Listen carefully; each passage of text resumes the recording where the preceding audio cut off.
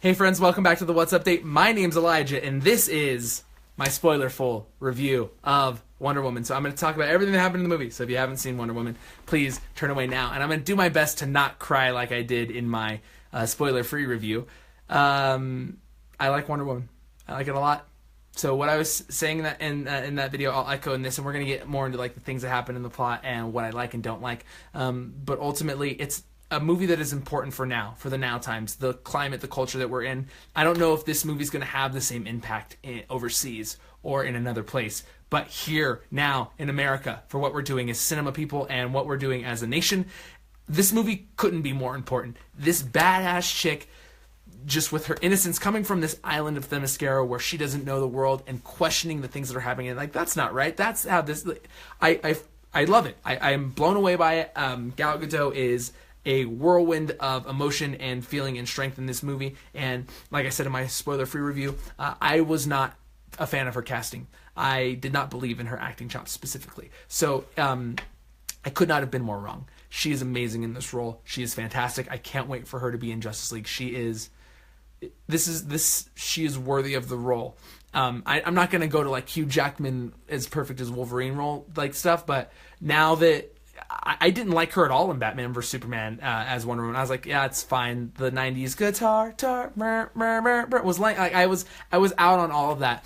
And in this movie, it's still kind of they do that '90s like the Wonder Woman main theme music again, and that did pull me out of it a little bit because of how much I disliked that in Batman vs Superman. But you know what? This movie was just so good. This is one thing I want to say. It's more than the sum of its parts because there are plot holes. The villains are pretty weak. The story, the pacing is actually, I was going to say, a little weird, but ultimately what Gal Gadot does in this movie and how important I feel this movie is for our times and our culture, it rises above. Chris Pine, he's great in this movie, and he's charming. I generally enjoy him in movies, and not in the same way I enjoy Will Smith in any role, but you know, like in like This Is War or like Hell or High Water, he kills it. So it's just I'm usually not a fan of one who's just doing his different shades of his Kirk. Basically, I'm not the biggest fan of when he's just doing different shades of charming Kirk. But like when he's in Hell or High Water, I'm like, this is my dude. This is Chris Pine can act. Like I like this. But in this movie, he's shades of his, handsome, charming Kirk character. That he plays, playing dumb sometimes, but then there's dramatic turns for him as well. And I think some of this stuff might mean more because it's tied into the World War, and it's World War I, and it's something that we can all immediately connect to. And I don't want to say it's a gimmick, but you feel those emotions of war, and you see the sadness on. I mean, there's a scene where Gal Gadot's character is seeing people coming back from war for the first time, and Wonder Woman experiencing that for the first time is heartbreaking. It is tough. It is rough. It is hard stuff. I did cry 3 times in the movie.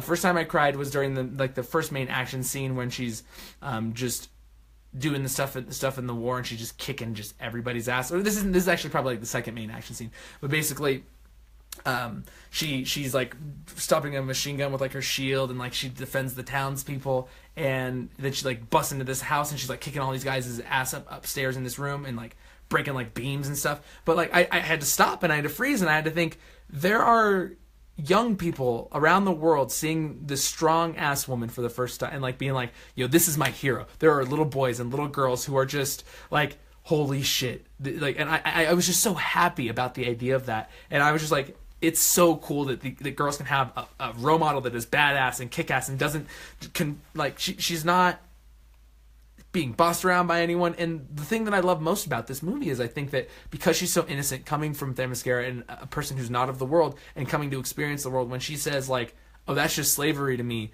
or that's not right, like she's just so matter of fact about the things that she thinks are wrong in the world and wanting to fix them or change them. She's like, nah, I'm not gonna play by your rules of let these guys die or let a few die to save 1,000. She's like, I'm just gonna save everyone here if that's okay. So I cried there when I just broke down, and I just like my brain took me out of the movie, and I just realized I was like, there are going to be hundreds of thousands of little girls who see this movie and they're inspired. I just love that this exists so much, and that's why I'm so happy about it. And maybe I need to call or talk to and like have some conversations with some of my female friends and see if this means what to them what I feel it means. I know it's just a movie. I know it's a huge triumph for a female director to get a big budget $100 million film. It's just so awesome, and I'm really excited about her going forward. Like I have never been a Wonder Woman fan in the history of all things. I like Young Justice. I mean,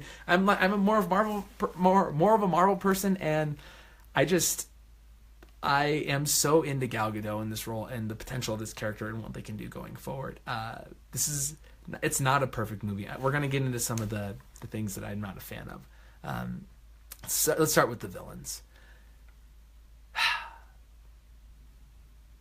Villains are pretty weak. Miss Poisony Face Lady, the German guy general who like takes the blue pill, the smelling salts to get Hulk strong-ish. That's all the weak sauce.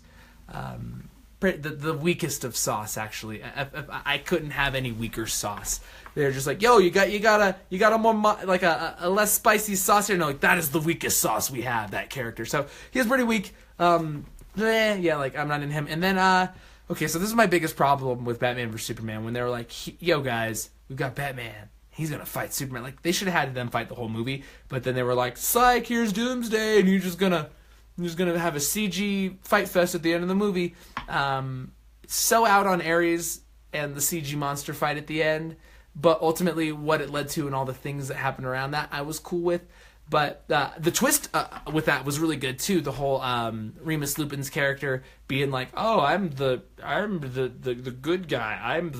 Was he what's the chance the Prime Minister? Was he? I think he was the PM."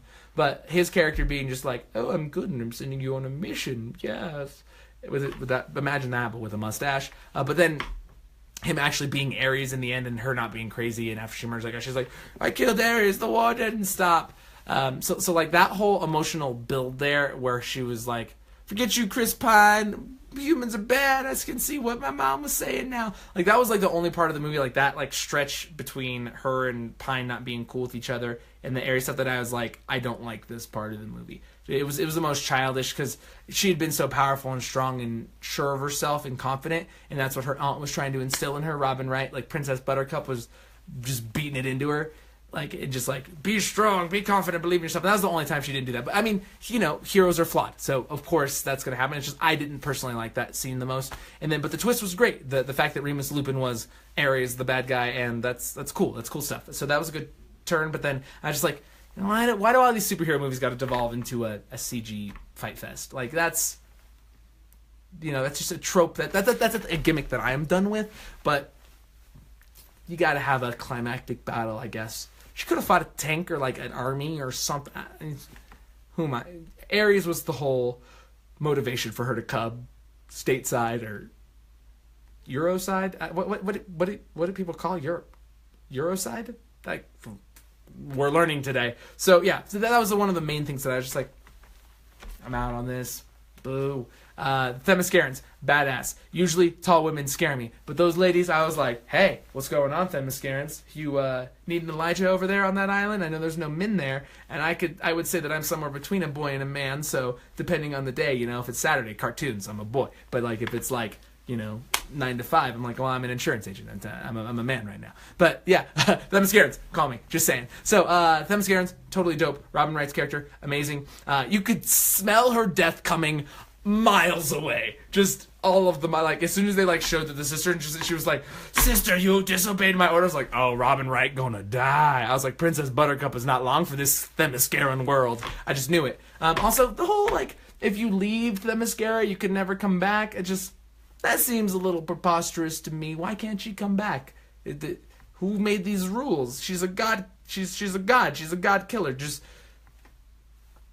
I didn't know. And so because I'm not a Wonder Woman fan, I didn't know her origins, that she was Zeus's, and I don't know if this is like this in the comics, but she was a god, and Zeus's and the Themysciran queen's kid. I didn't know that was the case.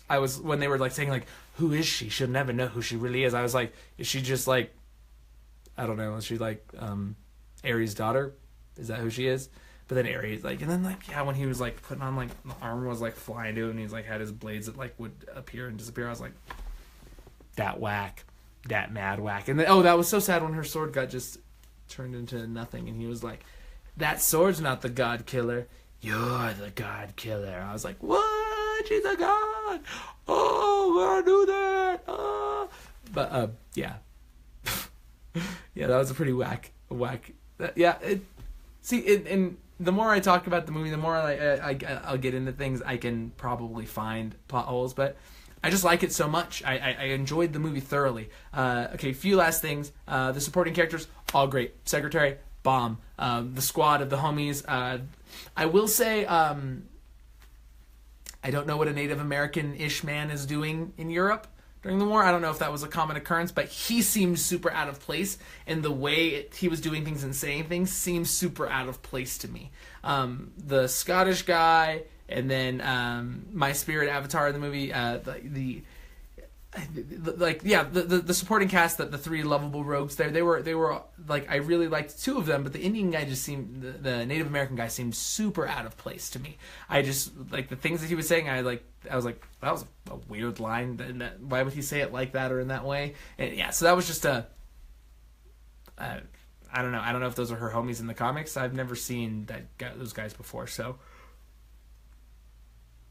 I had to yawn. It's late out here, guys. It's like almost 11 o'clock, and I still want to eat a sandwich. Wait, is it 12? Is it midnight? What? Oh my god, it's even later than I thought it was. Who cares? I'm still going to eat a sandwich. I'm hungry. It's been a long day. I did a show. I worked yet. You can't stop me. I'm going to eat a sandwich right before bed. It's like swimming, but I'm going to have crazy nightmares. Okay, so supporting characters, great. I can't even remember his name now, but he was the Arab character. And I loved him a lot. I thought he was pretty great. The way that he was just like, I just want to be an actor, but like when you're in a wartime and your skill is acting, you would totally be like a secret agent, or like a, you know, just a smuggling, sweet talking liar kind of guy. Like I get it. Like it made sense for me. And then let's talk about Chris Pine.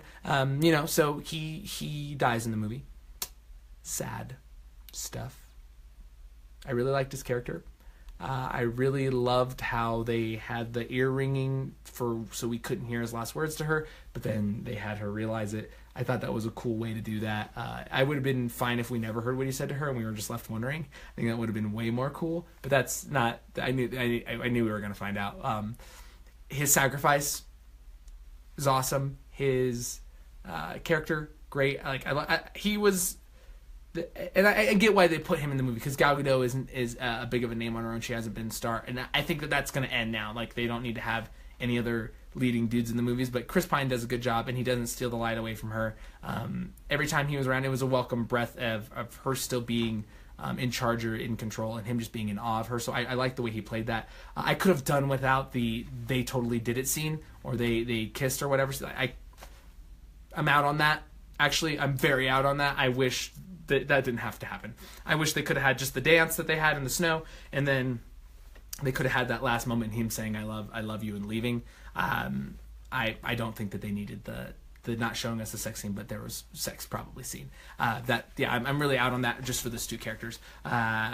So him flying away and sacrificing himself with the gas. I thought it was actually hella beautiful how long they held on Chris Pine's face as he got up the nerve to do what he had to do, and then like the happiness that washed over his face, like, I'm a hero, like I did what I wanted. Like there's a line that those guys say, the maybe we get what we want and get what we need, but not what we deserve. Like that. Like I felt like that embodied the whole emotions that he went through in that plane right there, sacrificing himself. So that was beautiful. I love the way it was shot. Props to the director. She did a great job with that scene. Pine acted it beautifully. That was probably my favorite scene in the movie. And then my favorite line was their little chant that they had as bros as they clanged their drinks.